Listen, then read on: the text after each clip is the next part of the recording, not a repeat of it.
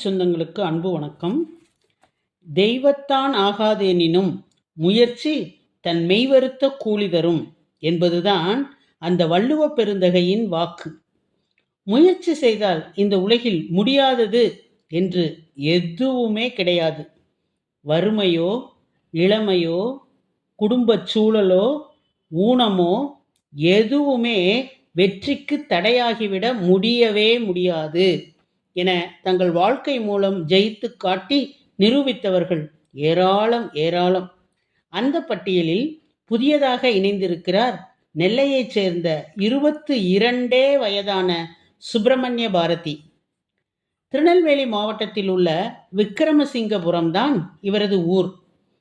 செங்கல் சூளையில் வேலை பார்த்து வந்தாலும் தங்களுக்கு மூத்ததாக மகன் பிறந்ததுமே அக்குழந்தைக்கு சுப்பிரமணிய பாரதி என்று பெயர் சூட்டி மகிழ்ந்தனர் இவர் பெற்றோர்.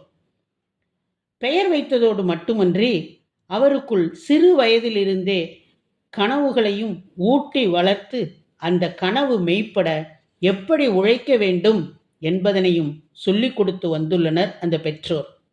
முதல் வகுப்பிலிருந்து 12ஆம் வகுப்பு வரை அரசு பள்ளி மாணவராக இருந்த இந்த சுப்பிரமணிய பாரதி கல்லூரி கல்வியையும் பாபநாசத்திலேயே படித்தார். சிறு வயதிலிருந்தே இவருக்கு கலெக்டராக வேண்டும் என்பது ஒரு கனவு. எனவே கல்லூரி பாட புத்தகங்களை படித்ததை விட சிவில் சர்வீஸ் தேர்வுக்கான புத்தகங்களையே இவர் எப்போதும் படித்து கொண்டிருப்பார். கல்லூரி கல்வி முடிந்தவுடன் நான் முதல்வன் திட்டத்தில் சேர்வதற்கான தேர்வை இவர் எழுதினார். பிறகு எப்படி இவர் IAS படித்து முடித்தார் என்பதனை கூற அறிந்து கொள்வதற்காக உங்களை மனமகிழ்வுடன் அழைக்கிறது மௌனத்தின் சப்தங்கள். சுப்பிரமணிய பாரதியின் அப்பா 5ஆம் வகுப்பு வரை மட்டுமே படித்த செங்கல் சூளையில் வேலை செய்யும் ஒரு தினக்கூலி. அம்மா 8ஆம் வகுப்பு வரை மட்டுமே படித்துவிட்டு வீட்டில் தையல் தொழில் செய்து வருபவர். எப்படி படிக்க வேண்டும் என்று வழிகாட்டுவதற்கோ தனியாக அமர்ந்து படிக்க வீட்டின் ஒரு தனி அறையோ கூட இல்லாத ஒரு வாழ்க்கை சூழ்தான் இவருக்கு அமைந்தது.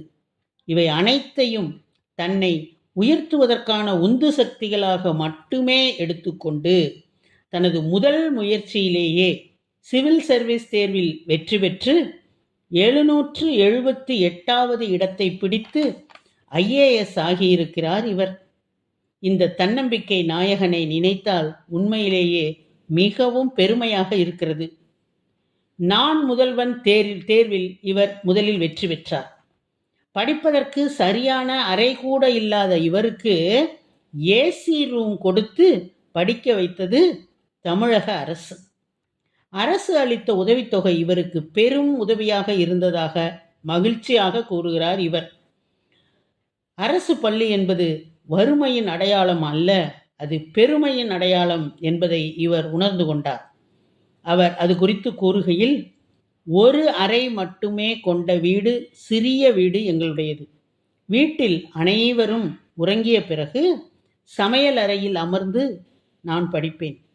கல்லூரியில் வேறு வகுப்புகள் நடக்கும் போதும் நான் UPSC தேர்வு புத்தகங்களைத்தான் படித்து கொண்டிருப்பேன். எனது முயற்சிக்கு கல்லூரி நிர்வாகமும் பெரிதும் உதவி செய்தது. எனது கல்லூரியிலிருந்து இதுவரை யாரும் IAS தேர்ச்சி பெறவில்லை என்பதனால் அவர்கள் எனக்கு பெரிதும் உதவி செய்தார்கள். நிர்வாகமும் எனக்கு உதவி செய்தது. அப்பா செங்கல் சூளை தொழிலாளி என்பதனால் மாதத்தில் பல நாட்கள் வேலை இருக்காது. அவர் மாதந்தோறும் உழைத்து சம்பாதிப்பதை விட அரசு எனக்கு அதிகமான உதவித்தொகை கொடுத்து நான் முதல்வன் திட்டத்தின் வழிகாட்டுதலோடு முதல் முயற்சியிலேயே 2025ஆம் ஆண்டுக்கான சிவில் சர்வீஸ் தேர்வில் வெற்றி பெற்றுள்ளேன். எனது வெற்றிக்கு உதவிய தமிழ்நாட்டின் முதல்வர் MK ஸ்டாலின் மற்றும் என்னை ஊக்கப்படுத்திய என் பெற்றோருக்கும் எனது நன்றிகளை நான் உரித்தாக்கிக் கொள்கிறேன் என்கிறார் பாரதி. இவரது தாய் கூறுகையில், என் மகனை IAS படிக்க வைக்க நினைத்த என்னை என்னுடைய உறவினர்களும் மற்றவர்களும் பகல் கனவு காண்கிறேன் என கேலி செய்தார்கள். ஆனால் நான் அதையெல்லாம் பொருட்படுத்தவே இல்லை. கடந்த 2 வருடங்களாக எனது உறவினர்களின் தொலைபேசி எண்களை கூட நான் என் மகனுக்கு தரவில்லை. அவற்றை பிளாக்கில் போட்டுவிட்டோம். மற்றவர்களது வார்த்தை எனது மகனின் கவனத்தை சிதறடித்து விடக்கூடாது என்பதற்காக கிட்டத்தட்ட ஒரு தவம் போன்ற வாழ்க்கையை நாங்கள் இருவரும் வாழ்ந்து வந்தோம். மகனை பார்த்து கொள்ள வேண்டும் என்பதற்காக வெளியில் கூட செல்லாமல் வீட்டில் இருந்தபடியே தையல் தொழில் செய்து வருகிறேன் நான். இரவு 12 மணி வரை மட்டுமே என் மகனை படிக்க வேண்டும் என்று கூறியிருக்கிறேன். ஏனெனில் அவனது உடல் ஆரோக்கியமும் எனக்கு மிகவும் முக்கியம். சில சமயம் 12 மணியை தாண்டி 1 மணி வரை படித்ததற்காக என்னிடம் அடி கூட வாங்கியிருக்கிறான் அவன் என்று கூறுகிறார். இவர் மேலும் கூறுகையில், எனது மகன் IAS கனவிற்கு பெரும் துணையாக இருந்தது நான் முதல்வன் திட்டம்தான். காலத்தினால் செய்த உதவி சிறிது எனினும் ஞாலத்தின் மானப் பெரிது என்ற திருக்குறளை நாம் படித்திருக்கிறோம்.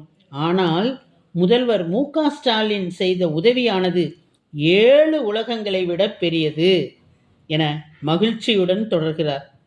நான் முதல்வன் திட்டத்தின் மூலம் ரூபாய் 7500 இவருக்கு மாதம் கிடைத்தது. அது இவருக்கு பெரிய அளவில் உதவியாக இருந்திருக்கிறது.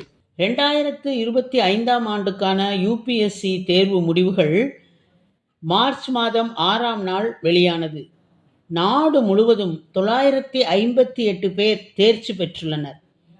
இந்த ஆண்டு தமிழகத்தில் இருந்து தேர்ச்சி பெற்ற 60 பேரில் 56 பேர் அரசின் நான் முதல்வன் திட்டத்தின் கீழ் படித்து தேர்ச்சி பெற்றுள்ளனர் என்ற ஒரு செய்தியை உண்மையிலேயே கேட்கும் போதே காதில் தேன் வந்து பாய்ந்தது போல இருக்கிறது. சென்னையில் நடைபெற்ற பாராட்டு விழாவில் கலந்து கொண்ட தமிழக முதல்வர் மு.க. ஸ்டாலின் அவர்கள் வெற்றி பெற்ற மாணவர்களுக்கு தனது வாழ்த்துக்களை தெரிவித்துக் கொண்டார். அவர் தனது உரையில் தமிழக மாணவர்கள் குடிமைப் பணிகளில் அதிக அளவில் நுழைய வேண்டும் என்பதற்காக தொடங்கப்பட்ட ஒரு திட்டம்தான் நான் முதல்வன் திட்டம். நல்ல முடிவை தந்து வருவது மகிழ்ச்சி அளிக்கிறது என்றார். 2022ஆம் ஆண்டு தொடங்கப்பட்ட இத்திட்டம் தமிழக இளைஞர்களுக்கு தொழில்முறை திறனை வளர்ப்பதோடு போட்டித் தேர்வுகளுக்கு தேவையான உயர்தர பயிற்சிகளையும் இலவசமாக வழங்கி வருகிறது. இளைஞர்கள் வேலைவாய்ப்பு திறன்களுடன் சித்தப்படுத்துவதை நோக்கமாக கொண்ட மாநில அரசின் ஒரு முயற்சிதான் நான் முதல்வன் திட்டம். நெல்லும் உயிரன்றே, நீரும் உயிரன்றே, மன்னன் உயிர்த்தே மலர்தலை உலகம் என்ற மோசி கீரனாரின் புறநானூற்று பாடல் வழி மு.க. ஸ்டாலின் அவர்களின் ஆட்சி மாட்சிமை கொண்டது என்று கூறுவதில் எல்லளவும் ஐயமில்லை என்பதனை கூறி உங்களிடமிருந்து விடைபெறுவது உங்களுடைய அன்பு தோழி கீதா.